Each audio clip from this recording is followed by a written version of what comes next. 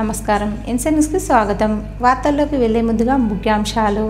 జిల్లా కేంద్రంలో వెల్నెస్ సెంటర్ను పరిశీలించి వైద్య ఆరోగ్య పరీక్షల సదుపాయాలను అడిగి తెలుసుకున్న కలెక్టర్ రాజీవ్ గాంధీ హనుమంతు. ముందస్తు ఆస్తి పన్నుల చెల్లింపుపై బల్దియా 5% రాయితీ, ప్రజలు సద్వినియోగం చేసుకోవాలని మున్సిపల్ కమిషనర్ రాజు పిలుపు. ఇంటర్ ఫెయిల్ అయిన విద్యార్థులకు ప్రత్యేక శిక్షణా తరగతులు. కళాశాలను పరిశీలించి తరగతులను తనిఖీ చేసిన ఇంటర్ బోర్డు ప్రత్యేక అధికారి ఒడ్డెన్న, ఇంటర్ విద్యాధికారి రవికుమార్. నిరుపేదలకు ఈఆర్ ఫౌండేషన్ చేయూత, ఆర్థిక సహాయం అందజేత. జిల్లా కేంద్రంలోని నగరపాలక సంస్థ పాత భవనంలో కొనసాగుతున్న వెల్నెస్ సెంటర్ను కలెక్టర్ రాజీవ్ గాంధీ హనుమంతు సందర్శించారు. నుడా చైర్మన్ కేశవేణు, నగరపాలక సంస్థ కమిషనర్ దిలీప్ కుమార్లతో కలిసి వెల్నెస్ సెంటర్లో అందుబాటులో ఉన్న సౌకర్యాలను పరిశీలించారు. ఆరోగ్య పరీక్షలు, చికిత్స కోసం వచ్చే రిటైర్డ్ ఉద్యోగులకు తగు సదుపాయాలు అందుబాటులో ఉండేలా తక్షణ చర్యలు చేపట్టాలని ఈ సందర్భంగా కలెక్టర్ అధికారులను ఆదేశించారు. ముఖ్యంగా వెయిటింగ్ హాల్తో పాటు స్త్రీ పురుషులకు వేరువేరుగా టాయిలెట్స్, ఔషధాలను పంపిణీ చేసే గదులను అందుబాటులోకి తేవాలని, వెల్నెస్ సెంటర్కు ఆనుకుని ఉన్న గదులకు మరమ్మతులు చేయడంతో పాటు కొత్తగా వెయిటింగ్ హాల్ నిర్మించాలని సూచించారు. ఇందుకు అవసరమైన నిధులను మంజూరు చేస్తామని, పనులను సత్వరమే చేపట్టి పూర్తి చేయాలన్నారు.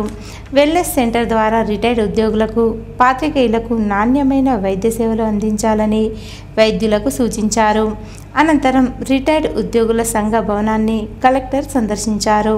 సమావేశ మందిరం, పార్కింగ్ కోసం స్థలం కేటాయించాలని సంఘ ప్రతినిధులు కోరగా కలెక్టర్ సానుకూలంగా స్పందించారు. కలెక్టర్ వెంట నిజామాబాద్ ఇన్ఛార్జ్ ఆర్డీఓ స్రవంతి, రిటైర్డ్ ఉద్యోగుల సంఘం నాయకులు రవీందర్ రావు, భూమగౌడ్, రామ్మోహన్ రావు తదితరులున్నారు. ఆస్తి పన్నులు ముందస్తుగా చెల్లిస్తే 5% రాయితీ పొందవచ్చని, ఆర్మూర్ ప్రాంత ప్రజలు ఈ అవకాశాన్ని సద్వినియోగం చేసుకోవాలని మున్సిపల్ కమిషనర్ రాజు అన్నారు. ఈ సందర్భంగా ఆయన మీడియాతో మాట్లాడుతూ పన్నుల వసూళ్ల విషయంలో ఆర్మూర్ మున్సిపల్ అగ్రస్థానంలో ఉందన్నారు. అలాగే ముందస్తు పన్నులు చెల్లించే వారికి మున్సిపల్ నుంచి 5% రాయితీ ఇస్తున్నట్టు చెప్పారు. సకాలంలో పన్నులు చెల్లించి బల్దియాకు సహకరించాలన్నారు. కొంతమంది ఏప్రిల్లోనే చెల్లించారు. మన టోటల్ అసెస్మెంట్స్ 20,300 అయితే 7,100 మంది అంటే 35% ఏప్రిల్ మాసంలోనే చెల్లించడం అనేది మొదటిసారిగా మనం చూస్తున్నాం. దీని మూలంగా మున్సిపాలిటీకి ప్రాపర్టీ ట్యాక్స్ రూపంలో 2,10,00,000 ఆదాయం అనేది కూడా రావడం జరిగింది. ఏప్రిల్ మాసంలోనే 2 కోట్లు రావడం అనేది ఒక మంచి వార్త పట్టణానికి, అలాగే మున్సిపాలిటీకి కూడా. అంటే వచ్చే సంవత్సరం, ఈ ఆర్థిక సంవత్సరంలో ఉద్యోగులకు జీతభత్యాలు చెల్లించే విషయంలో కూడా ఎక్కడ కూడా ఇబ్బందులు రాకుండా మేము ఆచితూచి అది ఖర్చు పెట్టడానికి కూడా మాకు ఒక అవకాశాన్ని ఇస్తుంది. అలాగే సకాలంలో జీతాలు చెల్లించడంలో కూడా ఈ ఆదాయం అనేది తోడ్పడడం జరుగుతుంది. ఇంకా ఈ సందర్భంగా నేను పట్టణ ప్రజలందరికీ కూడా తెలియజేస్తుంది ఏంటంటే, ఏప్రిల్ 30 వరకే ఉండే 5% రాయితీని ప్రభుత్వం నిన్న మళ్ళొక ఉత్తర్వు జారీ చేస్తూ 7వ తేదీ వరకు పొడిగించడం అనేది జరిగింది. ఈ 5% రాయితీని పట్టణ ప్రజలందరూ ఎవరైతే వినియోగించుకోలేరో వాళ్ళందరూ కూడా వినియోగించుకొని మీ ఆస్తి పన్నును చెల్లించినట్లయితే 5% రాయితీ వస్తుంది. కాబట్టి ఈ 7వ తారీఖు వరకు పొడిగించిన అవకాశాన్ని ఉపయోగించుకొని పట్టణ ప్రజలందరూ కూడా తమ ఆస్తి పన్ను బకాయిల్ని, ఈ ఆర్థిక సంవత్సరానికి సంబంధించిన బకాయిలందరూ కూడా చెల్లించుకోవాల్సిందిగా విజ్ఞప్తి చేస్తున్నారు. ఆర్మూర్ పట్టణంలోని రంగాచారి నగర్ మరియు కమలా నెహ్రూ కాలనీలో పలువురికి Eravatri foundation chairman, chartered accountant Eravatri Rajasekhar ఆర్థిక సహాయం అందజేశారు.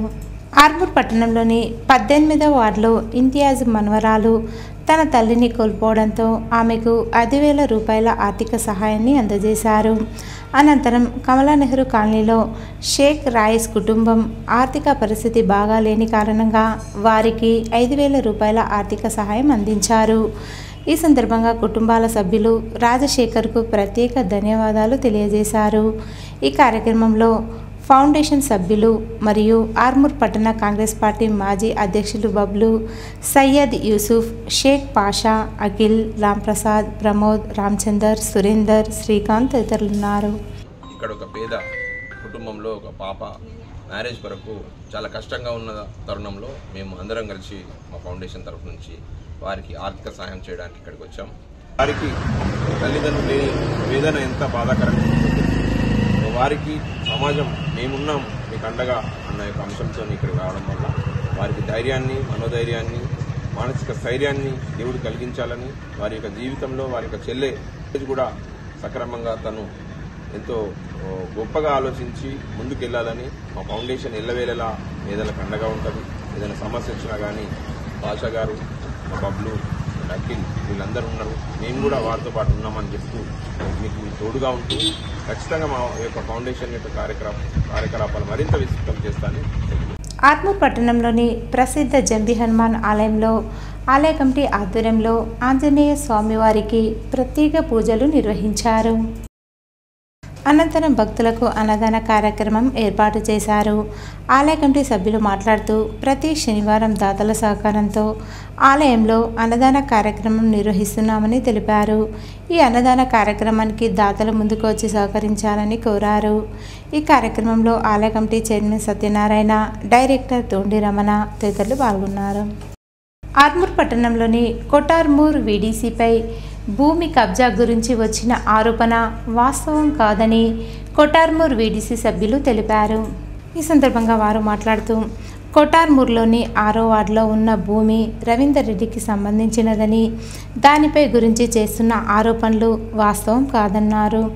దీన్ని తీవ్రంగా ఖండిస్తున్నట్లు చెప్పారు. నిజామాబాద్ జిల్లాలో జరుగుతున్న బహిష్కరణలను వీడీసీ తీవ్రంగా ఖండిస్తున్నామన్నారు. ఈ కార్యక్రమంలో గ్రామాభివృద్ధి కమిటీ సభ్యులు, ఆయా కుల సంఘాల సభ్యులు ఉన్నారు. బహిష్కరణ అనేది లేదు.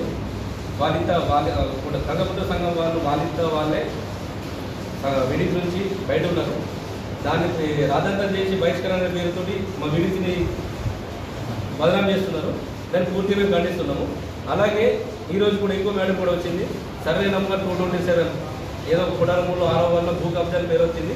అది కూడా పూర్తిగా అవాస్తవము. ఆ భూమి survey number 227 P Ravinder Reddy గారికి సంబంధించింది. ఆయన 3 సంవత్సరాల క్రితం 4 ఏళ్ల కింద చనిపోయినాడు. అతను చనిపోయిందని లేని సమయంలో చూసి ఏదైతే రాద్ధాంతం చేస్తుందో ఆ కబ్జాలన్నీ పూర్తి అవాస్తవము. ఆ సర్వే నంబర్ సంబంధించింది రవీందర్ రెడ్డికి సంబంధించిన భూమి అది. అందులో ఎలాంటి కబ్జా లేదు. దాన్ని దయచేసి రాద్ధాంతం చేయకండి. జాతీయ రహదారులపై ప్రయాణం చేసేవారు ప్రతి ద్విచక్ర వాహనదారుడు హెల్మెట్ ధరించాలని, ప్రమాదంలో ప్రాణాలు రక్షించుకోవాలని సామాజిక సేవకుడు తులసి పట్వారి అన్నారు. ఆర్మూర్ పట్టణంలోని 44వ జాతీయ రహదారిపై ద్విచక్ర వాహనదారులకు సామాజిక సేవకుడు తులసికుమార్ పట్వారి హెల్మెట్లు పంపిణీ చేశారు. అనంతరం వాహన చోదకులకు ప్రతి ఒక్కరూ హెల్మెట్ ధరించి ప్రాణాలు కాపాడుకోవాలన్నారు. హెల్మెట్ పెట్టుకోవడం వల్ల ఎంతో మేలు జరుగుతుందని, వాహన చోదకులు నియమ నిబంధనలు పాటించాలన్నారు. హెల్మెట్ పెట్టుకోకపోవడం వల్ల అటు పోలీసులకు జరిమానాలు కట్టడం తప్పవన్నారు. అనంతరం వాహన చోదకులు సైతం తులసి పట్వారికి ధన్యవాదాలు తెలియజేశారు. ఆర్మూర్ మండలంలోని అందాపూర్ గ్రామంలో అగ్గుస్వామి మహారాజ్ ఆశ్రమంలో శివకేశవ కళ్యాణం ఘనంగా నిర్వహించారు. ఈ సందర్భంగా సుదూర ప్రాంతాల నుంచి, పరిసర గ్రామాల నుంచి భక్తులు పెద్ద ఎత్తున హాజరై కళ్యాణంలో పాల్పంచుకున్నారు. అనంతరం ఆలయ ప్రాంగణంలో సామూహిక సత్యనారాయణ వ్రతాలు సైతం నిర్వహించారు. ఈ సందర్భంగా అగ్గుస్వామి మహారాజ్ మాట్లాడుతూ భక్తుల సౌకర్యార్థం అన్ని వసతులు ఏర్పాటు చేశామని, నిత్యం వేల మంది భక్తులు ఆలయానికి వస్తున్నారని చెప్పారు. ఈ కార్యక్రమంలో గ్రామస్తులు, భక్తులు తదితరులున్నారు. ఇంటర్ ఫలితాలలో ఫెయిల్ అయిన విద్యార్థులకు కొనసాగుతున్న ప్రత్యేక తరగతులను రాష్ట్ర ఇంటర్ బోర్డు ప్రత్యేక అధికారి ఒడ్డెన్న, జిల్లా ఇంటర్ విద్యాధికారి రవికుమార్లు పరిశీలించారు. ఆర్మూర్ పట్టణంలోని పిప్రి రోడ్డులో గల ప్రభుత్వ ఇంటర్ కళాశాలను రాష్ట్ర ఇంటర్ బోర్డు అధికారి ఒడ్డెన్న, జిల్లా ఇంటర్ విద్యాధికారి రవికుమార్లు పరిశీలించి విద్యార్థులకు తరగతి గదిలో జరిగే పాఠ్యాంశాల తీరును పరిశీలించారు. అనంతరం సప్లిమెంటరీ పరీక్షల్లో ఉత్తీర్ణత సాధించాలని విద్యార్థులకు సూచించారు. ప్రతి విద్యార్థిపై ప్రత్యేక దృష్టి సారించాలని అధ్యాపకులకు సూచనలు సలహాలు చేశారు. 100% ఉత్తీర్ణత కావాలన్నారు. ఈ కార్యక్రమంలో కళాశాల ప్రిన్సిపల్ విజయానంద్ రెడ్డి, అధ్యాపకులు రవి, విజయలక్ష్మి, శేఖర్, చంద్రమోహన్, లక్ష్మణ్, శ్రీనివాస్ తదితరులున్నారు. స్వామివారిని దర్శించుకుంటే మంచి జరుగుతుంది అన్న సంకల్పంతో నిత్య హోమాలు, పూజలు నిర్వహిస్తున్నామని మారంపల్లి గ్రామాభివృద్ధి కమిటీ సభ్యులు మరియు సాధువులు అన్నారు. డొంకేశ్వర్ మండలంలోని మారంపల్లి గ్రామంలో ఆంజనేయ మరియు శివాలయంలో శివుని విగ్రహ ప్రతిష్టాపన కార్యక్రమం అంగరంగ వైభవంగా జరిగింది. ఉదయం నుంచి ప్రత్యేక పూజలు, అభిషేకాలు, హోమాలు నిర్వహించారు. అనంతరం సాధు సంగమం నిర్వహించగా భక్తులు పరిసర గ్రామాల నుంచి పెద్ద ఎత్తున హాజరయ్యారు. ఈ సందర్భంగా సాధువులు మరియు గ్రామాభివృద్ధి కమిటీ సభ్యులు మాట్లాడుతూ హిందూ సనాతన ధర్మంలో ఎలా బ్రతకాలి, అలాగే భక్తి శ్రద్ధలతో మనిషి జీవిస్తే మంచి సన్మార్గంలో నడుస్తారని తెలిపారు. ప్రతి సంవత్సరం ఆలయ వార్షికోత్సవం పెద్ద ఎత్తున నిర్వహిస్తామన్నారు. 3 రోజుల పాటు వినూత్న కార్యక్రమాలు, అన్నదానాలు పెద్ద ఎత్తున చేస్తున్నామన్నారు. ఈ కార్యక్రమంలో గ్రామాభివృద్ధి కమిటీ సభ్యులు, సాధువులు, గ్రామస్తులు ఉన్నారు. భజనలు, పురాణాలు, ఈ వైశాఖ పూజ అనేది సంవత్సరం ఒకసారి ఇక్కడ వస్తున్నాము. మా పిల్లల నుంచి కూడా రాను రాను ఆంజనేయ యొక్క మహత్తరమైన శక్తి ఉన్నది ఇక్కడ. దానివల్లని దినదినం అభివృద్ధి లెక్క ప్రతి సంవత్సరం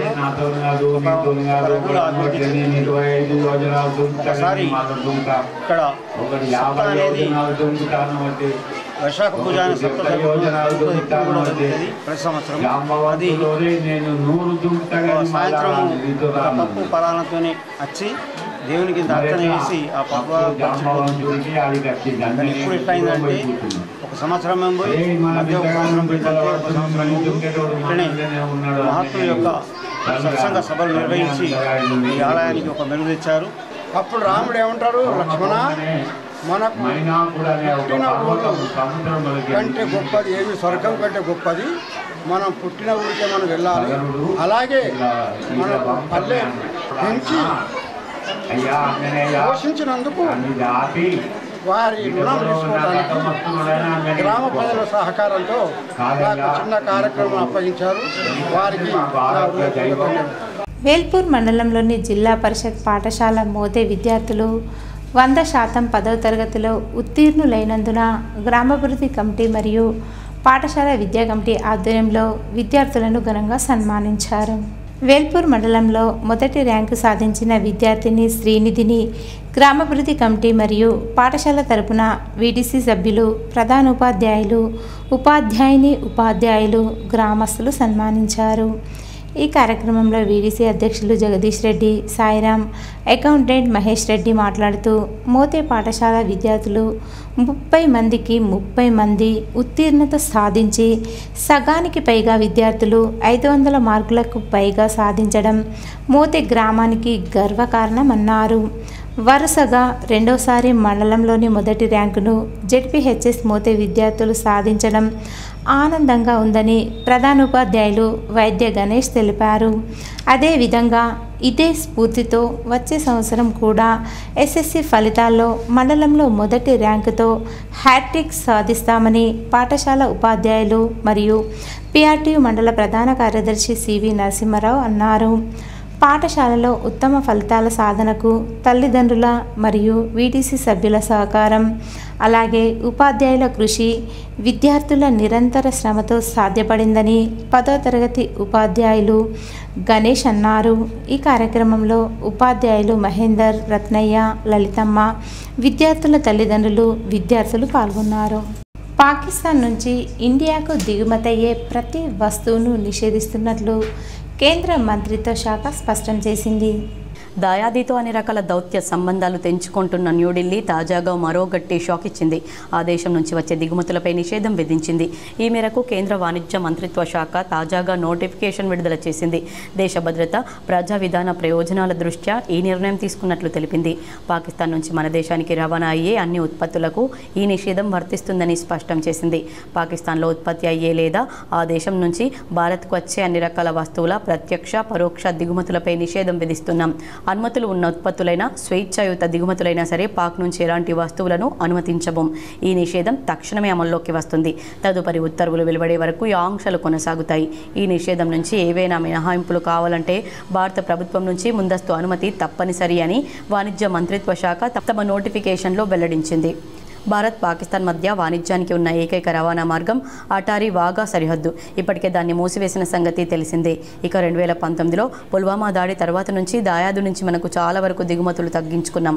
పాక్ ఉత్పత్తులపై కేంద్రం 200% సుంకం విధించింది. కొన్ని రకాల ఫార్మా ఉత్పత్తులు, పండ్లు, నూనె గింజల వంటి వాటిని మాత్రమే దాయాది నుంచి దిగుమతి చేసుకుంటున్నాం. గణాంకాల పరంగా చూస్తే కూడా ఈ దిగుమతుల విలువ చాలా తక్కువే. 2024-25 ఆర్థిక సంవత్సరంలో భారత్ నుంచి పాక్కు $447.65 మిలియన్ వస్తువులు ఎగుమతి కాగా అక్కడి నుంచి కేవలం $0.42 మిలియన్ ఉత్పత్తులను మాత్రమే దిగుమతి చేసుకున్నాం. ప్రపంచవ్యాప్తంగా భారత్ జరుపుతున్న వాణిజ్యంలో ఇది కేవలం 0.1% మాత్రమే.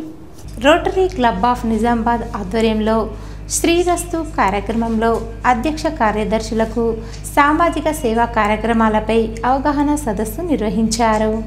నిజామాబాద్ జిల్లా డిచ్పల్లి మండలంలోని హైదరాబాద్ రోడ్డు పక్కన గల ఓ ప్రైవేట్ హోటల్లో rotary club of James Nizamabad అధ్యక్షులు పద్మా శ్రీనివాస్ ఆధ్వర్యంలో క్లబ్కి సంబంధించిన శిక్షణ తరగతులను ఏర్పాటు చేశారు. ఈ కార్యక్రమానికి ముఖ్య అతిథులు elect governor doctor Ram Prasad ముఖ్య అతిథిగా హాజరై జ్యోతి ప్రజ్వలన చేసి 2 రోజుల పాటు జరిగే అధ్యక్ష కార్యదర్శుల శిక్షణ సదస్సును ప్రారంభించారు. ఈ సందర్భంగా వారు మాట్లాడుతూ నేటి సమాజంలో జరుగుతున్నటువంటి పరిస్థితులను చక్కదిద్దేందుకు పలు స్వచ్ఛంద సేవా కార్యక్రమాలను నిర్వహిస్తూ అందరి మన్ననలను పొందుతున్న రోటరీ క్లబ్ ఆఫ్ జేమ్స్ చేస్తున్న సేవలు అమోఘమని కొనియాడారు.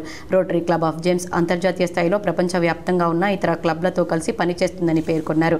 ముఖ్యంగా రోటరీ ఇంటర్నేషనల్ పోలియో నిర్మూలనకు కూడా కృషి చేస్తూ ప్రపంచంలోని 200 దేశాలకు చెందిన ప్రజలకు పోలియో వ్యాధి సోకకుండా 2,000 కోట్ల రూపాయలు వెచ్చించి 100% పోలియోను నిర్మూలించిన ఘనత రోటరీ క్లబ్ ఆఫ్ జేమ్స్కే దక్కుతుందని తెలియజేశారు. ఈ కార్యక్రమంలో పీడీజీలు రాజు, రవి, వడ్లమాని తల్లా, రాజశేఖర్ రెడ్డి, కార్యదర్శి గౌరీశంకర్, ప్రోగ్రాం కన్వీనర్ రంజిత్ సింగ్ ఠాకూర్ తదితరులు అధిక సంఖ్యలో పాల్గొన్నారు. ఈ రోటరీ అంతర్జాతీయ సంస్థ 3150లో అంతర్భాగం ఈ తెలంగాణలో ఉన్న క్లబ్లు. ఈ తెలంగాణ, హైదరాబాద్ అండ్ గుంటూరు, ప్రకాశం అన్నీ కలిపి 3150 కింద 100 క్లబ్ల కింద విభజించబడింది. రోటరీ అంతర్జాతీయ సంస్థ రోటరీ ప్రపంచంలో సుమారుగా 200 దేశాల్లో పనిచేస్తుంది. 12 లక్షల మంది సభ్య సోదర సోదరీమణులతోటి పనిచేస్తుంది.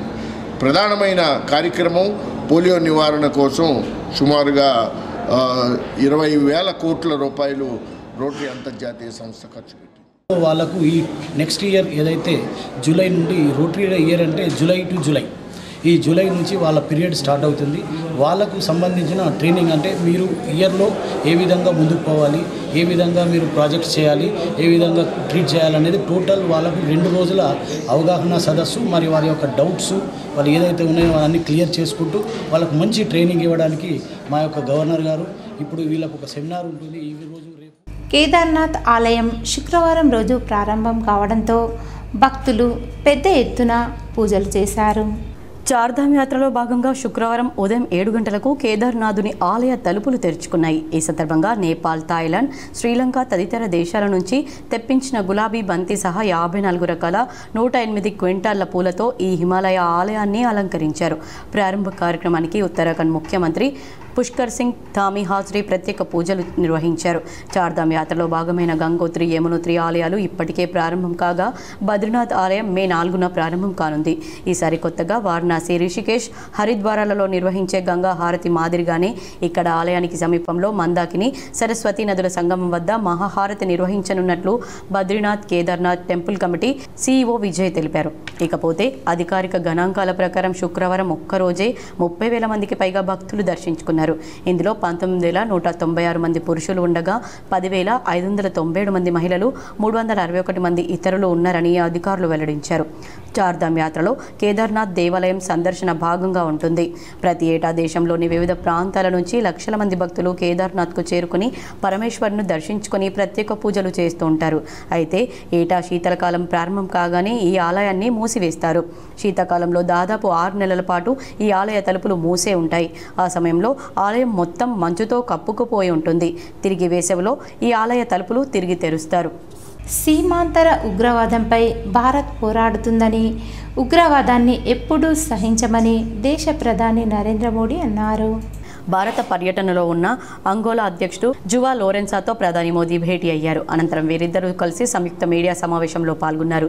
ఈ సందర్భంగా పహల్గామ్ ఉగ్రదాడి ఘటనను మోదీ ప్రస్తావించారు. ఉగ్రవాదం మానవాళికి అతిపెద్ద ముప్పు అని, పహల్గామ్ దాడి నేపథ్యంలో సీమాంతర ఉగ్రవాదంపై భారత్ చేస్తున్న పోరాటానికి అంగోలా మద్దతు పలికిందన్నారు.